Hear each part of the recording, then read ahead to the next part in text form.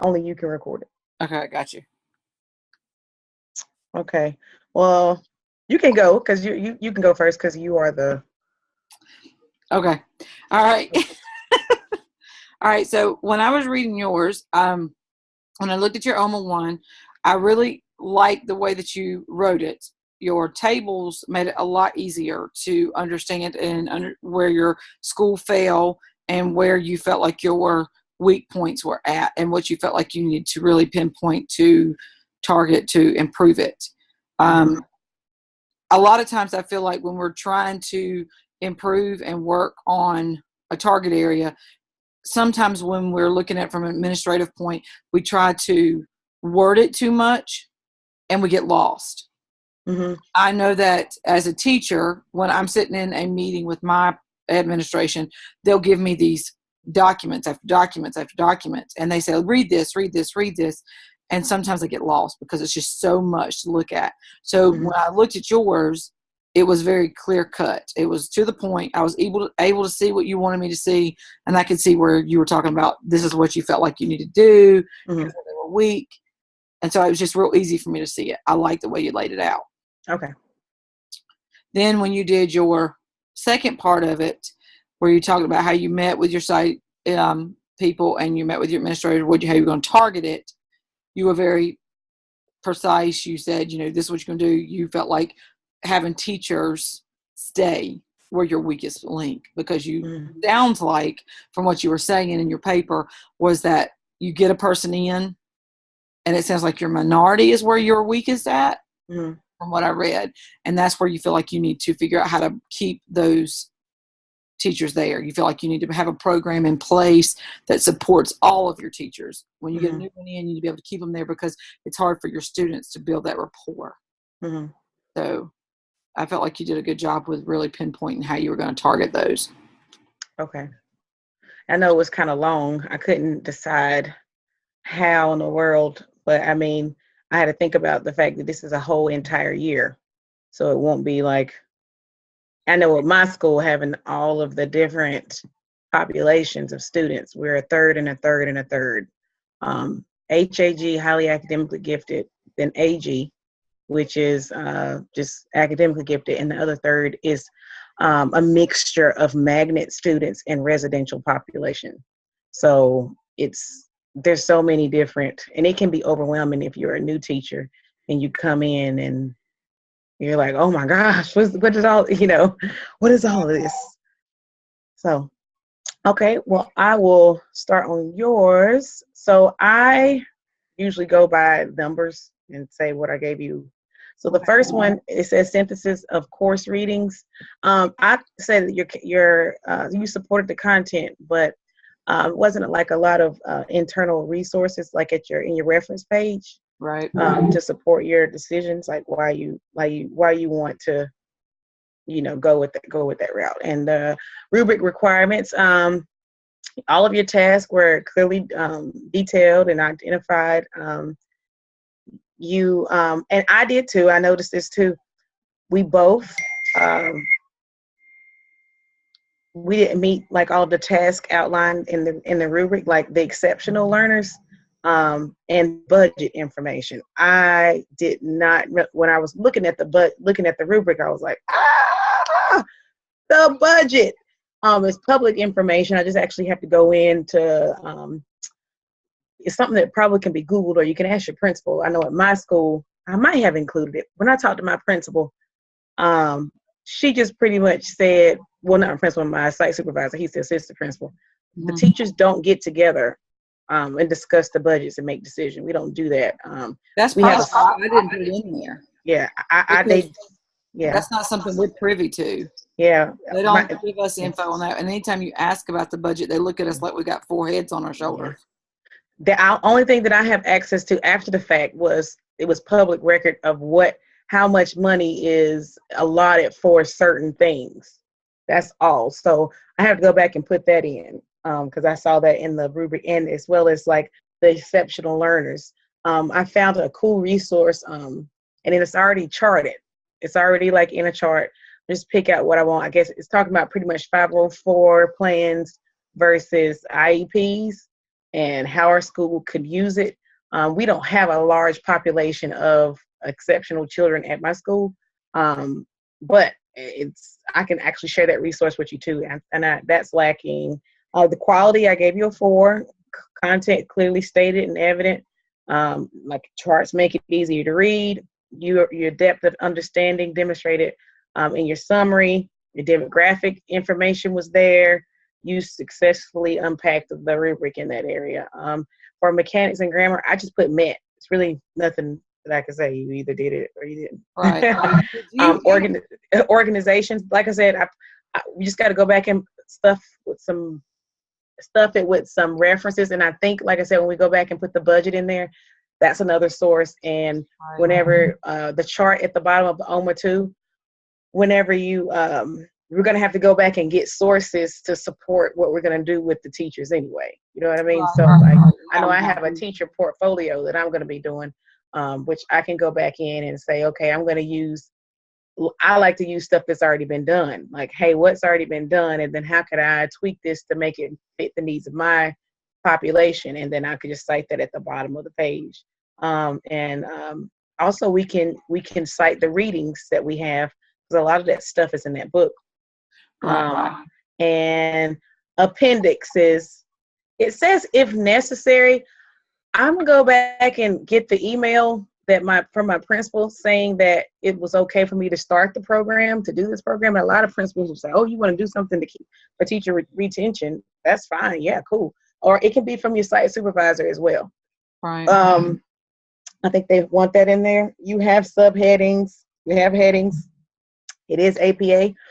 I would just add a little bit to my reference page and somehow Google or ask your, well, it's public record with whatever your county. What county are you again? Richmond. Richmond County. Where is that? Where is that near? You know where the used to be the racetrack? There used to be a big racetrack. Like towards Statesville? Kinda. It used to be the big motor speedway, Rockingham Motor Speedway before Charlotte. Okay, yeah. I'm from around that area. Yeah. Okay. So like Mooresville. Yeah. Yep. I'm from Iredell County. So they have you can Google Richmond County school budget and it comes up. It's like mine was like 300 something pages, but right in the beginning it'll have it might not have your school, but it has the county. Because mine didn't have my school, and I was like, I left it out. Oh my gosh! Every time I go back and look at that rubric, I find something new that I forgot, and that's why I'm so long-winded. So the next OMA or task 2 that you see me post probably be like a lot longer. I guess for me, when it comes down to it, I either look so deep into it and I start stressing, and that's the reason I'm like, what do I put up? What do I do not put up? So when you called, I was like, okay, that made me feel better. Yeah. And I was like trying to get it done so fast to go ahead and get it up, and then And that's why we do this anyway. It's just a draft. We do what we can do. I learn from you, you learn from me, and then we go back and we submit the real thing. So it's a good thing. I think it's not even submitted until like I want to say like the 6th week, week 6. So we just go back and stuff this, and there's also a little page on I'm gonna go to it, Blackboard. It's a whole class. I think it's called MEL. It's the second one. It has all of our site supervisors. No, not site supervisors. Our men. Dang it, my brain just went crazy. I have Jeffrey Helmington. So the person is trying to come to your school. You're talking about our clinical coaches. Clinical coaches, yes. They have a whole page, and you can see what's Dr. Lamb is on there. You can see what's been done. You can submit your papers, let them look at it. I just found out I knew about the resource, but I still kind of didn't get it. I was like, okay, and then I still didn't use it. So that's a good resource. So you can see what's been done and what hasn't been done, and then tweak it to meet the needs of your individual school. But yeah. Like also clubs and activities. Did I put that in there? I don't think so. I don't remember reading. Yeah, you got to put. I forgot about that too. That you have to list what's already happening at your school, so that whenever we do these, like for example, we already have like a mentor program. The whole district has that, but we don't have anything at our school to support teachers after that 2nd year. So That's how ours is too. After the second year, they still consider you a BT to the third year. Mm-hmm. That third year, you're kind of flying by yourself. Mm-hmm. And then that's in my schools, my district, you have to work at a school 2 years before you can transfer. So after 2 years and you don't have any support, what do you think will happen? You're going to leave. We want to keep those teachers because we spent all this time training them and getting to where they want to be and giving them the resources, sending them to peak professional development. And then they get everything they need and they take it to another school and we got to start over again. So that's how I came up with mine. We have like 23 different clubs and activities at my school. So I'm going to do a chart with the club, who is in charge of it, and then maybe the club description.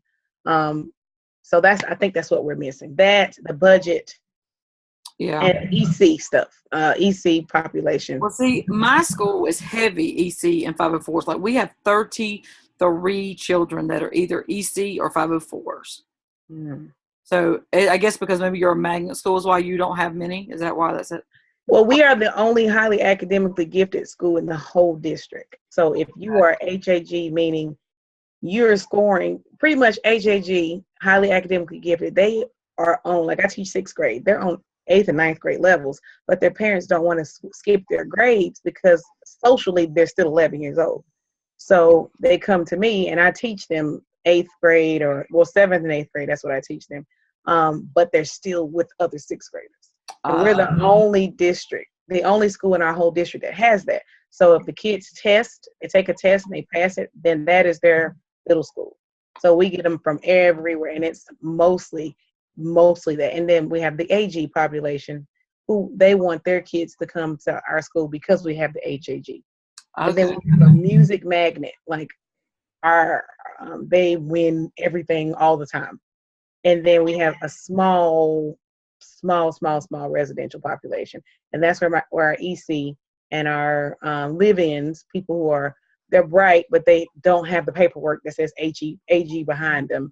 So we have a very small population of it, and a lot of them are switching schools too because they feel like this is a HAG school. We don't fit in here, Right. And we're low performing. Excuse me. I said we just went last year. We were labeled low performing because we didn't. You can see that by the scores we had. We didn't meet anything, and so they labeled us low performing. And so now they call us what's called school of choice.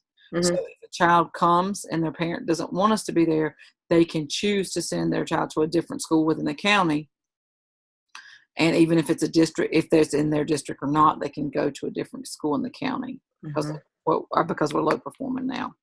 So that makes it even that much harder for us to get out of the low performing, because if the child is a high performing child, but that parent doesn't want them there anymore, that takes that score away from us to get us out of the slump. In our school, a lot of the minority teachers, they put with the minority students. Oh. You know what I mean? So it's kind of like, why do they get all? I teach HAG, but I'm the only one in the whole school, African American, Spanish, anything that teaches HAG class.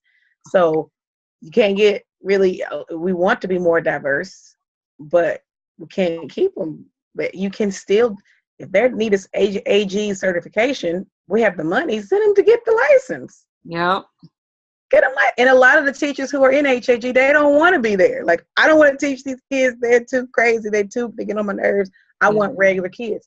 But then they won't put them there. So it's like, that's a conversation. When I sent the email to my principal about, we were going back and forth about this program, and she was like, can we just meet face to face? And I'm like, yeah, that's fine. It's a sensitive topic at my school. Yeah, I'm sure. Yep. Me and my AP, we do it. She's also my psych person too. We have lots of conversations about these because the last assignment we had to do where we had to interview about human resources, her and I had a really deep conversation about that because it got kind of heated because she is very by the book. Because you have to follow these guidelines, she's going to follow it. She does not veer off. If she does it for you, she's going to do it for the next teacher and the next teacher and the next teacher. Where you've got some that if you've known them all their life, they're going to cut you that slack and sweep it under the rug. Mm-hmm. And she's not like that. And so we got into a real heated discussion about it, how some, we have a dress code policy at our school. Jeans are not allowed at all, ever. Mm-hmm. So we have a couple of young teachers that think because they're colored jeans, Mm-hmm. they can get by with it. Ah. And so you've got the principal that knows that young teacher's mom because they went to school together.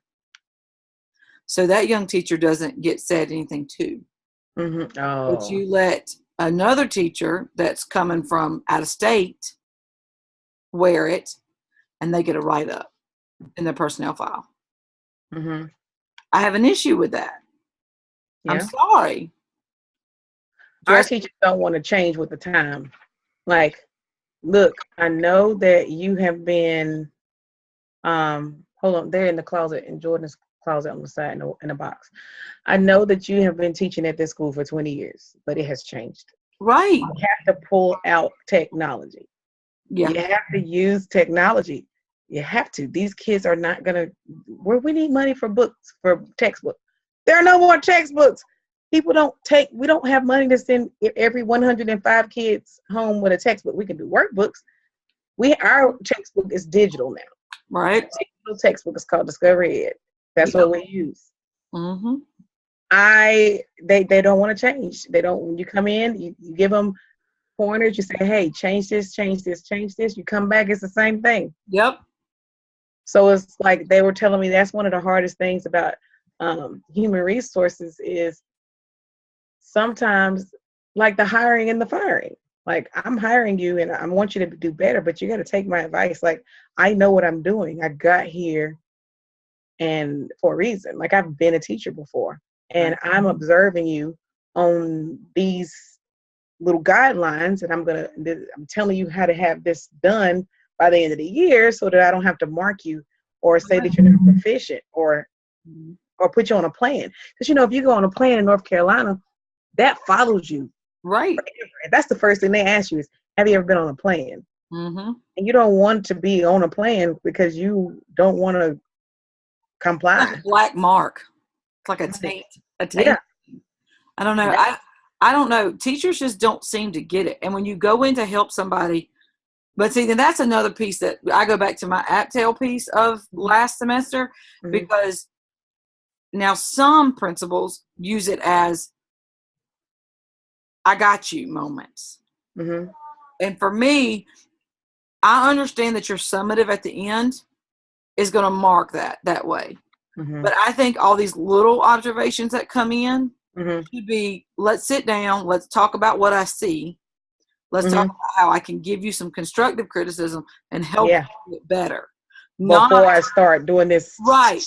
Before I start going and say, okay, now I've given you pointers. You chose not to fix it. Before I get to that point, let me help you get there. Mm-hmm. There's a lot of times that it doesn't happen that way. It's, I don't like you, so I'm going to do everything I can to get rid of you instead of trying to make you a better person. So a lot of my AppTel was, how could we go in with those beginning teachers and help them get past that part? And support them. And a lot of teachers, and I think I might have put that in there.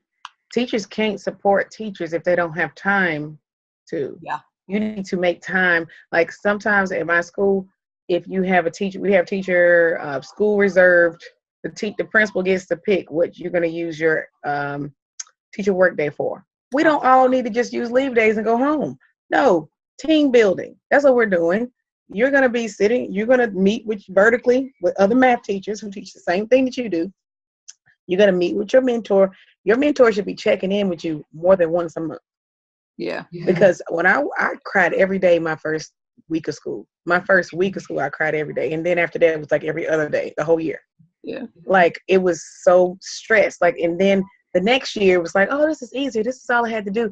Because I had somebody to come in and say, okay, calm down. This has been done. This is where you go to get it. Right. This is a new worksheet or a workshop. Oh, you need help with classroom management. You should go to this workshop. Like, the principal said, this is where you're going. Right. But she talked to us and said, here's a list. What do you feel like you need? And then she said, well, okay, I'll send you to that too, but I also think you need this one. Yeah. So you're getting what you want and you're getting what you need at the same time. That's right. But I'm pretty excited. I was really excited about the interview. I actually uploaded an audio of that. It was easier than typing. They didn't want the video. They're like, oh, my hair. I'm like, yeah. Let me just do the audio. Your voice doesn't change. So yeah. Yeah. All right. Well, I guess we can, if you have nothing else to say, we can I'll end this one. End this one and get ready for the next one. All right. Good. All right. Let me stop.